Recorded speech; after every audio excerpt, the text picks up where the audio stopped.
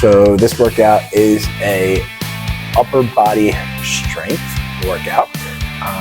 Starting off with warm up the chest with some stepping chest pass, working on the coordination with the steps. Ankle still not 100% here, so we are a little tentative with the step on the left side.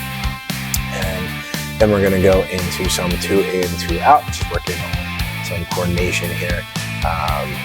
And also still trying to get a little bit of a jumping motion. Have to limit it probably once a week where I do like super high, hard jumps. So this is still a way to get that in. And then we got the band assisted jumps to take some pressure off the ankles. And then we got bench, worked up to 385 today for 2 for my top set. A little bit more of a grinder I was expecting. And then we did some seated cable rows.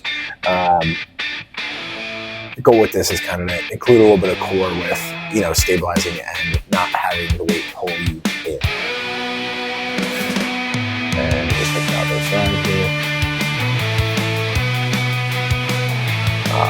Really working on getting that full extension of the back at the front, just to get an extra little bit of pull there.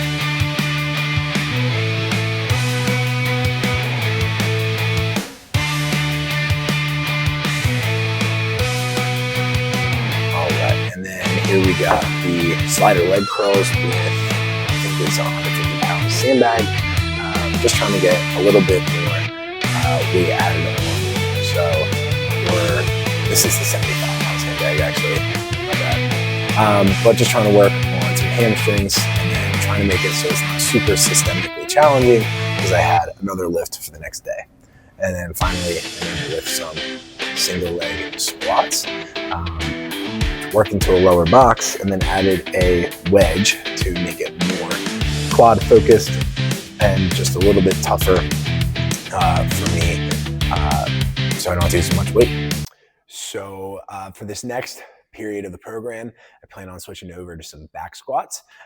And the goal here is going to be to try to get to a 700-pound back squat, starting the program at 625.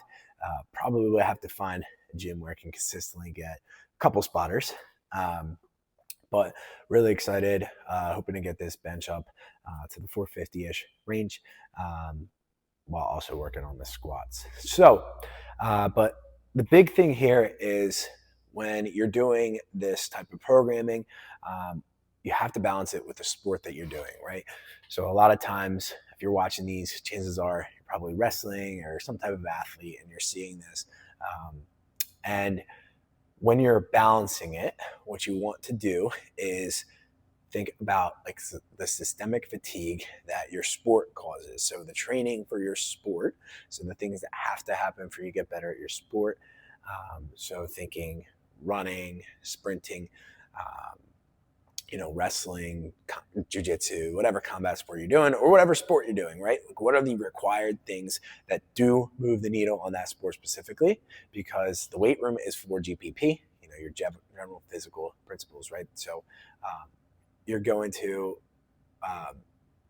work on the things that will help you in your specifics, but the gym is not the place for increasing those specifics, if that makes sense.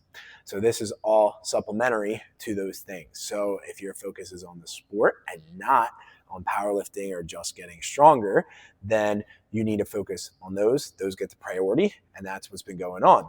So that's why I have 1 week where I go super heavy. This is those 2 reps weeks. Then I do a week where next week I will go into a volume, and then 3 to 4 sets of 8 to 12, and then a third week where it's speed, 5 sets of 3, about 50 to 60%. And this just, titrates it down, super high systemic fatigue on super heavy, high systemic fatigue on volume, but it's still going to be manageable because my central nervous system is in that shot.